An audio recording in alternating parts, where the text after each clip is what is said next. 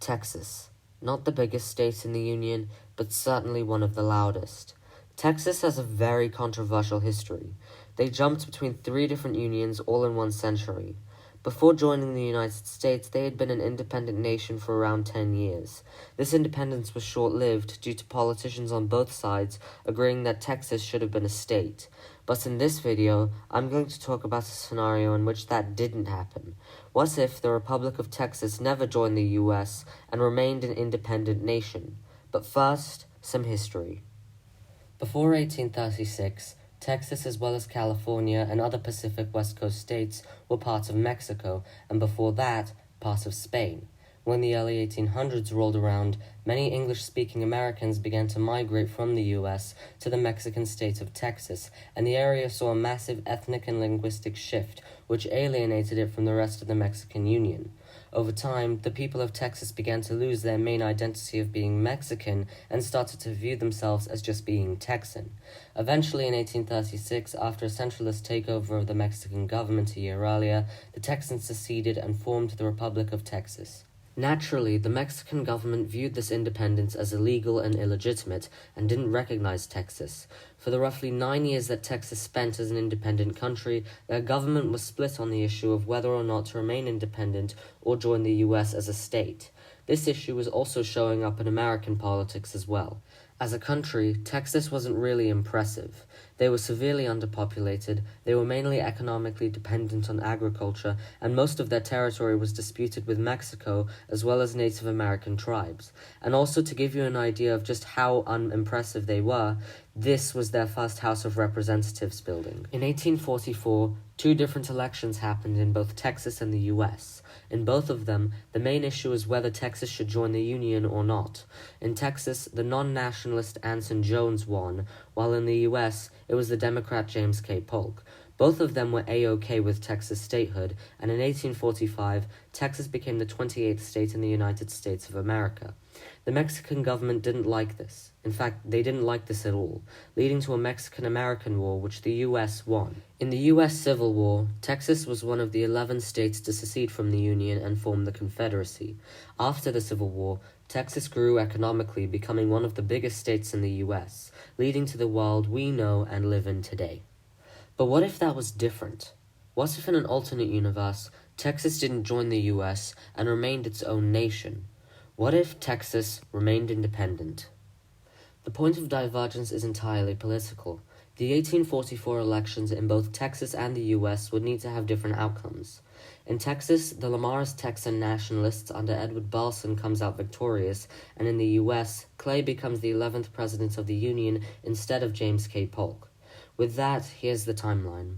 In the 1844 U.S. presidential elections, Henry Clay and his Whig Party defeats Democrat James K. Polk, and in 1845, Clay becomes the 11th president of the United States.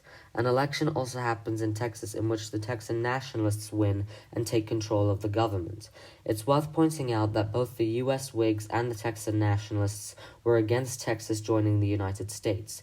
Thus, any plans for Texas adopting statehood is shot down by both governments, however obviously for different reasons. The U.S. government didn't allow Texas to join the Union due to the high risk of it upsetting the balance between slave and free states in the country.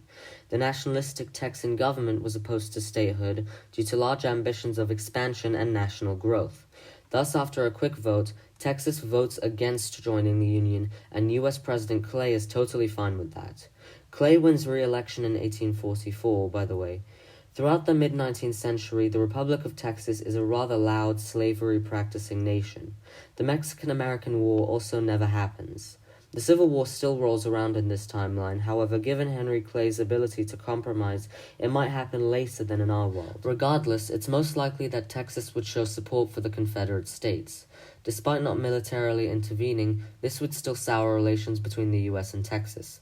The Confederacy would still be defeated. After the Civil War, many former Southern slave owners would begin to migrate to Texas, where slavery would still be legal. I also see an independent Texas joining France in the Mexican Intervention War, and as a result, would gain a large part of northern Mexico and the southwestern territory that the U.S. gained in our timeline. This would give Texas access to Californian gold, which would be a massive boost to the Texan economy.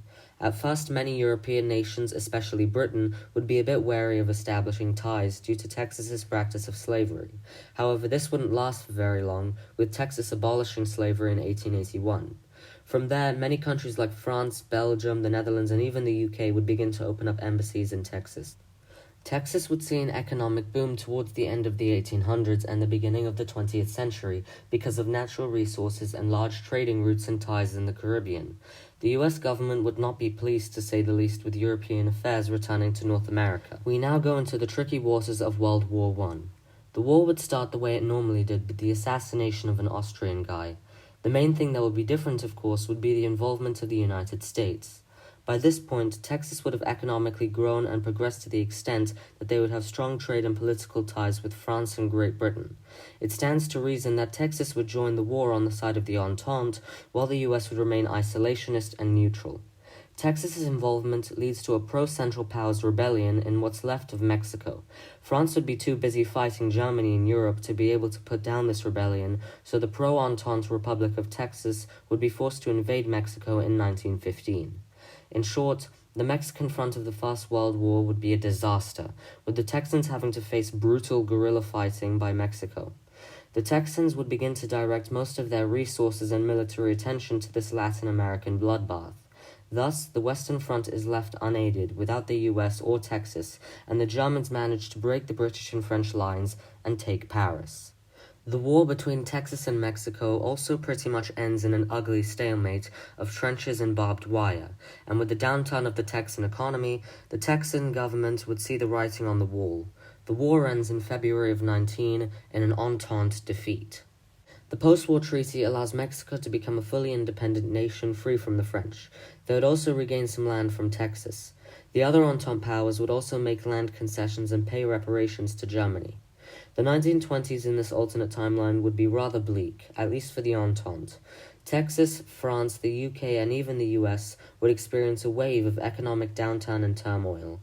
The Great Depression would happen, but worse, and the Dust Bowl would pretty much cripple Texas. This would naturally lead the defeated Entente to extremism. Mexico, on the other hand, would break into a multi-sided civil war somewhere in the early 1920s. By the mid-1930s, the world is in a place of extreme uncertainty, with Texas being economically crippled, the US in isolation, Mexico collapsing, and an extremist Entente wanting revenge for their defeat. This would most likely lead to an alternate World War II, but that is where I'll end this video. Thank you all for watching. Be sure to like, comment, and subscribe, and let me know in the comments what other scenarios I should do throughout 2023. See ya!